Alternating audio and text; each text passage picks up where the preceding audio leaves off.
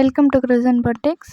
Tip number 1. இன்றைக்கி chain stitch போட்டு ராங்காக போட்டுட்டோம், அதை நமக்கு ரிமூவ் பண்ணணும் அப்படின்னா அந்த நூலை பிடிச்சி இழுப்போம்.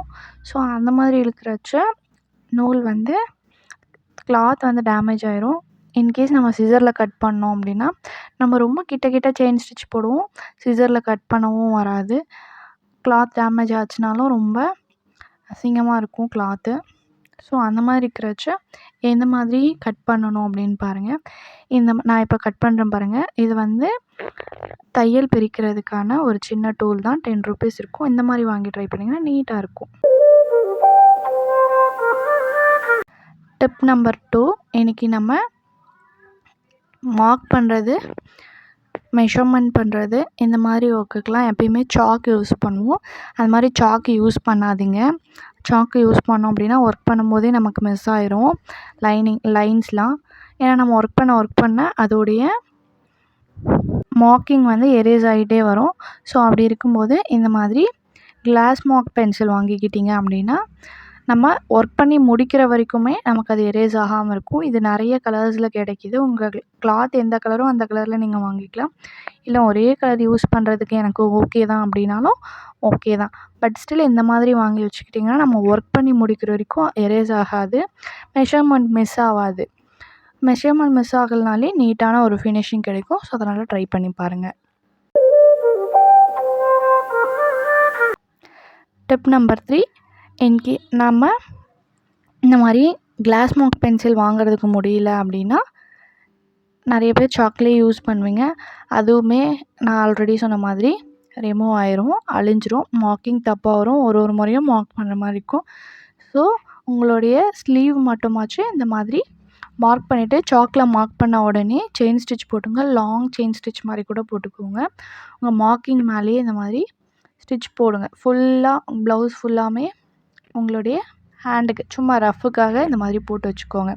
போட்டு வச்சுக்கிட்டிங்க அப்படின்னா உங்களோட ஒர்க் ஃபினிஷ் ஆகிற வரைக்கும் அந்த ஸ்டிச் அப்படியே இருக்கும். தென் நீங்கள் ஒர்க் ஃபினிஷ் பண்ணதுக்கப்புறமா இந்த செயின் ஸ்டிச் கட் பண்ணி எடுத்துக்கலாம். மெஷர்மெண்ட் மிஸ் ஆகாமல் இருக்கும், நீட்டாக இருக்கும் ஃபினிஷிங். ஒரு முறையும் நீங்கள் எரேஸ் ஆனதுக்கப்புறம் மார்க் பண்ணணும் அப்படிங்கிற மாதிரி இருக்காது. ஒரு முறை மார்க் பண்ணாலே இது ஓகே தான். தென் செயின் ஸ்டிச்னால் ரொம்ப கிட்ட கொடுக்கணும் இல்லை, பெரிய ஒர்க்லாம் ஒன்றும் இல்லை. லாங் ஸ்டிச் மாதிரி நீங்கள் கொடுத்துட்டு ஜஸ்ட் ஒரு மெஷர்மெண்ட் அப்படிங்கிற மாதிரி நீங்கள் வச்சுட்டா கூட ஓகே தான். அதனால் இந்த மாதிரி நீங்கள் ஸ்டிச்சஸ் போட்டுக்கோங்க. முடித்ததுக்கப்புறமா கட் பண்ணி எடுத்துட்டிங்க அப்படின்னா உங்களுக்கு நீட்டான ஒரு ஃபினிஷிங் கிடைக்கும். பார்க்கவே ரொம்ப அழகாக இருக்கும். அதே மாதிரி ஆரி ஒர்க் நூல் மட்டும்தான் இதுக்கு யூஸ் பண்ணணுன்னு இல்லை. நான் உங்களுக்கு காமிக்கிறதுக்காக த்ரெட் ஒர்க் பண்ணி இந்த மாதிரி ஆரி த்ரெட் கொடுத்துருக்கேன். இன்கேஸ் உங்களுக்கு வேண்டாம் அப்படின்னா நீங்கள் உங்களுக்கு எந்த த்ரெட் ஓகேவோ இருக்கோ அந்த த்ரெட் கூட கொடுத்துக்கலாம். ஏன்னா இது ரஃப் யூஸ்க்காக மட்டும்தான். இது நம்மளுடைய ப்ளவுஸ் முடித்ததுக்கப்புறம் கட் பண்ணி தான் எடுக்க போகிறோம். அதனால் இதுக்கு எந்த ஒரு இந்த த்ரெட் போடணும் அந்த த்ரெட் போடணும் அப்படின்னு எந்த ஒரு கம்பல்ஷனும் கிடையாது. தென் பர்ஃபெக்ட் ஜஸ்ட்டு ரஃப் யூஸ்க்கு போட்டு யூஸ் பண்ணிவிட்டு அப்புறமா கட் பண்ணி எடுத்துடலாம். அவ்வளோதான். பாருங்கள், இப்போ அந்த லைன் ரிமூவ் ஆச்சுன்னா கூட அந்த ஸ்டிச்சஸ் அப்படியே தான் இருக்க போகுது. அதனால தான் சொல்ல வந்தேன், இப்படி தான் பண்ணிக்கணும். ட்ரை பண்ணி பாருங்கள். Tip number 4. நம்ம எப்பயுமே ஒரு பெரிய ஃப்ளார் மாதிரி போடுறோம் அப்படின்னா அதுக்கு ஒரே ஒரு சுகர் பீட் மட்டும்தான் தேவைப்படுற மாதிரி இருக்கும். ஒரு லைன் ஃபுல்லாக போட்டு முடிக்கிறச்ச ஒரு சுகர் பீட் 2 சுகர் பீடு தான் தேவைப்படும். பட் அந்த ஒரு சுகர் பீட் 2 சுகர் பீடுக்காக நம்ம சுகர் பீட் மொத்தமாக அப்படியே வச்சிட்ருக்க மாதிரி சேஃபாக பார்த்துக்கிற மாதிரி இருக்கும், கேரி பண்ணுற மாதிரி இருக்கும். ஸோ அந்த மாதிரி இருக்கிறச்ச இந்த மாதிரி ஏதாச்சும் ஒரு டேப், நான் இன்றைக்கி செல்லோ டேப் எடுத்திருக்கேன். உங்கள்கிட்ட வேறு எந்த டேப் இருந்தாலும் ஓகே தான். கிஃப்ட் கவர் பேக் பண்ணுவாங்கள்ல, அந்த ஃப்ளாருக்கு ரவுண்டாக டேப் ஒட்டுவாங்களா, அந்த மாதிரி ஒட்டிக்கோங்க. இந்த டேப்புன்னு இல்லை, உங்கள்கிட்ட எந்த டேப் இருந்தாலும் இதே மாதிரி தான் ரவுண்டாக ஒட்டிட்டு கட் பண்ணி எடுத்துக்கோங்க. இதை நம்ம கையிலே இப்படி பிடிச்சிக்கலாம். புடிச்சிட்டு நீங்கள் ஜஸ்ட்டு இப்போ உடனே ஒர்க்கு அப்படிங்கும்போது கையில் பிடிச்சிக்கலாம். தென் ரொம்ப நேரம் கழிச்சு தான் சுகர் பீட் தேவைப்பட போகுதுன்னா, இந்த மாதிரி கிளாத் ஃபுல்லாமே நம்ம ஒர்க் பண்ண மாட்டோம். ஏதாச்சும் ஒரு இடத்துல ஒர்க் பண்ணாத ஒரு ஸ்பேஸோ, இல்லை எக்ஸ்ட்ராவாக இருக்க ஒரு ஸ்பேஸில் இந்த மாதிரி கிளாத்தில் அந்த டேப்பு பேஸ்ட் பண்ணிவிடுங்க. பேஸ்ட் பண்ணிவிட்டு உங்களுடைய சுகர் பீடை வந்து இந்த மாதிரி அந்த டேப்புக்கு மேலே ஒட்டிடுங்க. நான் ஒட்டுறேன் பாருங்கள். இந்த மாதிரி வச்சு ஜஸ்ட்டு ஒரு டச் பண்ணிங்கனாலே அப்படியே ஒட்டிடும். சுகர் பீடுன்னு இல்லை, உங்களுக்கு வேறு எந்த பீடு இருந்தாலுமே ஒரே ஒரு பீடு தான் நான் ஒர்க் பண்ண போகிறேன், அதுக்கு ஃபுல்லாமே என்னால் கேரி பண்ண முடியாது அப்படின்னா இந்த மாதிரி ஒட்டி வச்சுக்கோங்க.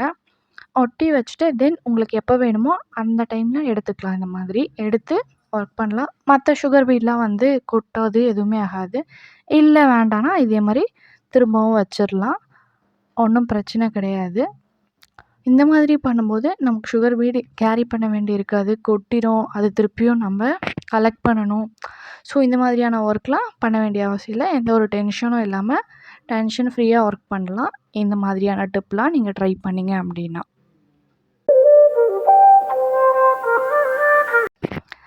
டிப் நம்பர் 5, எனக்கு எண்டு நாட் எப்படி போடுறதுன்னு தான் பார்க்க போகிறோம். நார்மலாக செயின் ஸ்டிச் போடுற மாதிரி போட்டுட்டு தென் எந்த இடத்துல நாம் எண்டு நாட் போட போகிறோமோ அந்த இடத்துல நூலை பெருசாக எடுத்துகிட்டு அது பக்கத்தில் திரும்பவும் சுகர் பீட் போடுற மாதிரி போட்டு அந்த நூலை டபுள் ரொட்டேட் பண்ணிவிட்டு ஃபஸ்ட்டு போட்டோம்ல அந்த நூலை வெளியே எடுத்தோம் அப்படின்னா பிகினர்ஸ்க்கு எண்டு நாட் போட தெரியாதவங்களுக்கு ரொம்ப ஈஸியாக இருக்கும். ட்ரை பண்ணி பாருங்கள்.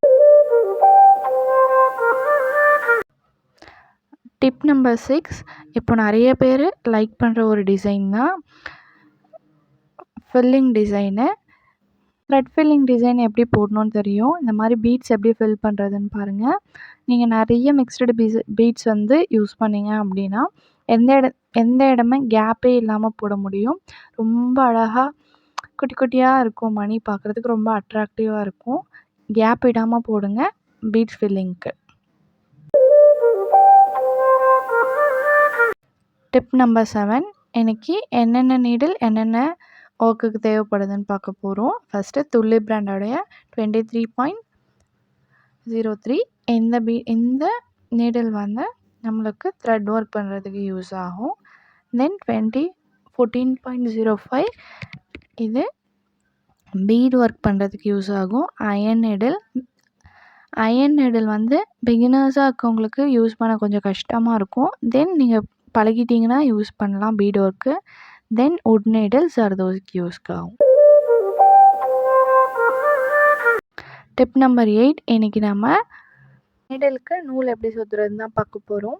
ஃபஸ்ட்டு நம்ம அப்படியே கடையிலேருந்து வாங்கிட்டு வந்து நீடிலை யூஸ் பண்ண முடியாது.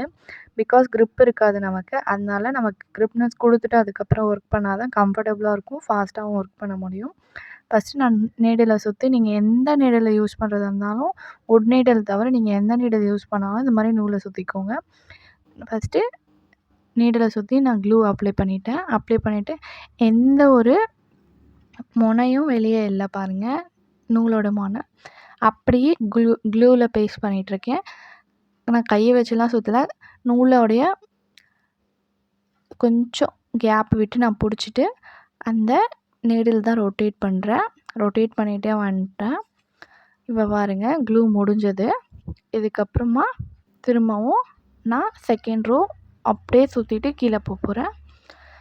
அதுக்கப்புறம் கூட நம்ம க்ளூ அப்ளை பண்ணிக்கணும். அப்போ தான் நீடிலில் வந்து நூல் ஒட்டும், இல்லை அப்படின்னா ஒட்டாது. நம்ம ஒர்க் பண்ணும்போது பிரிஞ்சு வந்துடும். ஸோ அதனால் இந்த மாதிரி நல்லா டைட்டாக சுற்றிக்கோங்க, கிட்ட சுற்றிக்கோங்க. அப்போ தான் க்ரிப்னஸ் இருக்கும். இல்லை அப்படின்னா லூஸாக இருக்கிற இடத்துக்கு நூல் வந்து மூவ் ஆக ஸ்டார்ட் ஆயிரும். ஒர்க் பண்ணும்போது இந்த மாதிரி சுற்றிக்கோங்க. எப்படி கிட்ட சுற்றுறேங்கிறது உங்களுக்கு பார்க்கும்போதே தெரியும்னு நினைக்கிறேன். இப்போ எக்ஸ்ட்ராவாக நூலை தாண்டி வருதில்ல க்ளூஸ்லாம், அப்படியே இந்த மாதிரி கையில் தொடச்சிட்டே வந்துடுங்க. உங்களுக்கு கரெக்டாக ஒட்டிடும். தென் நம்ம இப்போ முடிய போது எந்த இடத்துல உங்களுக்கு இன்னொரு லைன் வேணும்னாலும் நீங்கள் சுற்றிக்கலாம். எனக்கு 2 லைன் போதுங்கிறதால எண்டு வரைக்கும் நூலை சுற்றி கட் பண்ணிடுறேன், அவ்வளோதான். டிப் நம்பர் 9, இன்றைக்கி நான் க்ளூ இல்லாமல் எப்படி சுற்றுறதுன்னும் காமிக்க போகிறேன். ஃபஸ்ட்டு ஸ்டார்டிங்கில் கொஞ்சம் நூல் எக்ஸ்ட்ராவாக விட்டுட்டு தென் நூலை டைட்டாக சுற்றிட்டு வரேன். நமக்கு எந்த அளவுக்கு வேணுமோ அந்த அளவுக்கு டைட்டாக சுற்றிக்கிட்டேன். எனக்கு ஒரு ரோ கிரிப்னஸ் கொடுக்கல இந்த நூல். ஸோ அதனால் நான் செகண்ட் ரோவும் சுற்றுறேன் பாருங்கள். திரும்பவும் சுற்ற ஸ்டார்ட் பண்ணுறேன். இப்போ நான் வந்து க்ளூ அப்ளை பண்ணாமல் கையிலே சுற்றுறதால கிட்ட வச்சு தான் சுற்றுறேன். எப்படி சுற்றிருக்கேன் பாருங்கள். லாஸ்ட் வரைக்கும் கொண்டு போகணுன்னுலாம் இல்லை. க்ளூ அப்ளை பண்ணதால் அதை நான் லாஸ்ட் வரைக்கும் கொண்டு போனேன். இது வந்து லாஸ்ட் வரைக்கும் இல்லை. கொஞ்சம் கிட்ட வந்து முடிக்கும்போது எக்ஸ்ட்ராவாக நூல் விட்டு பழைசு நான் நூல் விட்டேன்ல, ரெண்டுத்தையும் வச்சு நார்மலாக எண்டு நாட் போடுவோம்ல, அதே மாதிரி எண்டு நாட் போட்டு ஃபினிஷ் பண்ணிட்டேன்.